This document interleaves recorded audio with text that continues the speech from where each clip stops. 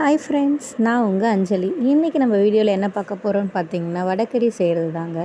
சிம்பிளாக, ஈஸியாக, அதே நேரத்தில் டேஸ்டியாக ரோட்டு கடை ஸ்டைலில் எப்படி வடைக்கறி பண்ணலாம் அப்படின்னு தான் பார்க்க போகிறோம். இந்த மாதிரி மெத்தடில் நீங்கள் வடைக்கறி பண்ணிங்கன்னா உங்களுக்கு ஆயில் கன்சப்ஷன் கம்மியாக இருக்கும்.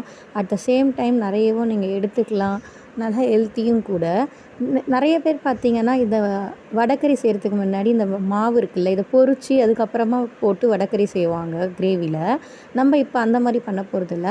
ஆவியில் வேக வச்சு இட்லி குக்கரில் இதை எடுத்து நம்ம வடைக்கறியில் அந்த மசாலா இருக்குல்ல அதில் போட்டு மிக்ஸ் பண்ணி நம்ம பார்க்க போகிறோம். ஸோ ஃபஸ்ட்டு என்ன பண்ண போகிறோன்னா, இந்த மாதிரி கடல மாவு அது அரைக்கிறப்ப அது கூட நம்மளுக்கு காரத்துக்கு ஏற்ப காஞ்ச மிளகா, கொஞ்சோண்டு தோல் இருக்கிற மாதிரியே பூண்டு, அது அப்புறமா கொஞ்சம் சோம்பு, இது வரைக்கும் சேர்த்து நல்லா ஒன்றும் பாதியமாக அரைச்சிக்கணும்னு சொல்லுவாங்க. ரொம்ப மழன்னு அரைக்க வேண்டாம், ரொம்ப பருப்பாகவும் இருக்கக்கூடாது. கொஞ்சம் க்ரன்ச்சியாக இருக்க மாதிரி ரெண்டு பதுவாகவும் இருக்க மாதிரி லைட்டாக ஒரு கிரைண்ட் பண்ணி எடுத்துக்கிட்டு, அதை லைட்டாக அந்த மாவுக்கு ஏற்ற அளவுக்கு நம்ம சால்ட்டு போட்டுக்கணும். சால்ட்டு போட்டு நல்லா மிக்ஸ் பண்ணிவிட்டு, நீங்கள் இந்த மாதிரி இட்லி பாத்திரத்தில் நல்லா ஆவி கட்டி வேக வச்சுக்கணுங்க. இந்த மாதிரி நம்ம ஆவி கட்டி வேகிற நேரத்தில் சைட் பை சைட் நம்ம மசாலாவுக்கும் ரெடி பண்ணலாம். அதுக்கு நம்மளுக்கு என்னென்ன தேவைன்னு பார்த்திங்கன்னா, நல்ல சாப்டு ஆனியன் தேவை.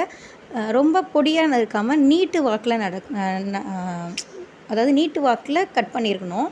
அதுக்கு பட்டை, லவங்கம், மசாலா, கரம் மசாலா, அப்புறமா கொஞ்சம் கருவேப்பிலை, கொத்தமல்லி நல்லா போட்டு இது வரைக்கும் நல்லா வதக்கி எடுத்துக்கணும். ஸோ இது நல்லா வதங்கி வந்ததுக்கப்புறமா தக்காளி கொஞ்சமாக போட்டுக்கணும். தக்காளி கொஞ்சம் கூடவே போடலாம் வெங்காயத்தை விட. ஏன்னா அது ஒரு கலருன்னு உங்களுக்கு ஒரு ஆப்ஷனாக கிடைக்கும். இன்னொன்று நல்லா டேஸ்ட்டு கொடுக்கும். அதில் இது மிளகா இப்போ எப்படி போடணுன்னா, ரெட் சில்லி தனியாக விற்கிறாங்கல்ல, அந்த மாதிரி ஆச்சியோ இல்லை உங்களுக்கு என்ன நீங்கள் யூஸ் பண்ணுறீங்களோ, வெறும் ரெட் சில்லி மட்டும் போட்டுக்கோங்க. வீட்டில் யூஸ் பண்ணுற மிளகாத்தூள் மோஸ்ட்லி போட்டிங்கன்னா கலர் கொடுக்காது. இல்லை நாங்கள் வீட்டில் இருக்க தான் யூஸ் பண்ணுவேனாலும் போட்டுக்கலாம். கொஞ்சம் மஞ்சத்தூள், உப்பு போட்டு நல்லா மிக்ஸ் பண்ணிக்கணும். இது நல்லா வதங்கி வரணும். எண்ணெய் உங்களுக்கு லைட்டாக திரிஞ்சு தனியாக தெரியும் பார்த்திங்களா, அந்த நேரத்தில் நம்ம இந்த மிளகாத்தூள் வேணும்னாலும் நீங்கள் ஆட் பண்ணிக்கலாம். இல்லைன்னா கரம் மசாலா அந்த மாதிரி நீங்கள் ஆட் பண்ணிவிட்டு, வேக வச்சுருந்தோம் பார்த்திங்களா, அதை லைட்டாக உதிர்த்துக்கணும்.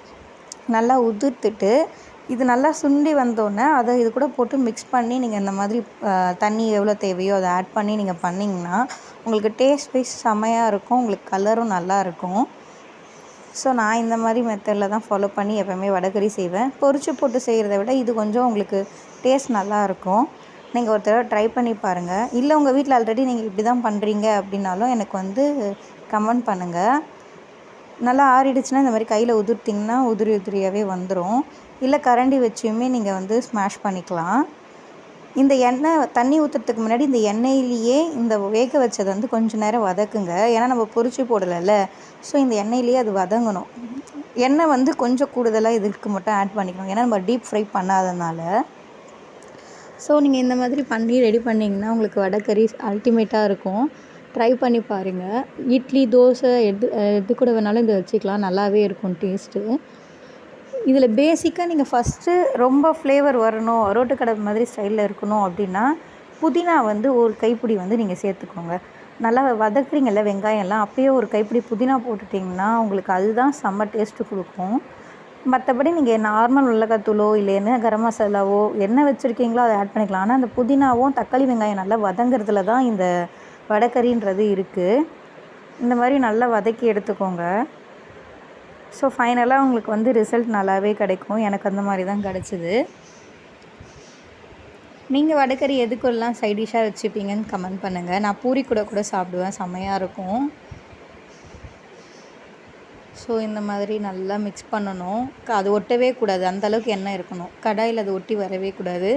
மிக்ஸ் பண்ணி கொடுத்துக்கிட்டே இருக்கணும். ஆனால் ரொம்ப கொஞ்சம் நேரம் இதை குத்தி கையெல்லாம் வலி எடுத்துக்கிச்சு. பட் ஆனால் நம்ம எந்தளவுக்கு பொறுமையாக நல்லா சமைக்கிறோமோ அந்தளவுக்கு ஹெல்த்தும் நம்மளுக்கு டேஸ்ட்டும் நல்லாவே கிடைக்கும். இது டைலாக் எங்கே சொன்னேன்னு யோசிச்சு பார்க்குறீங்களா? சிவராமன் சொல்லுவார். டாக்டர் சிவராமன் இப்படி தான் சொல்லுவார். நம்ம ஒரு டைம் எடுத்து சமைக்கிற எந்த குக்கிங்குமே நல்லா ஹெல்த்தி. டைம் இல்லாமல் நம்ம சமைக்கிற எந்த இதுவுமே அந்தளவுக்கு ஹெல்த்தி கிடையாது அப்படின்ட்டு.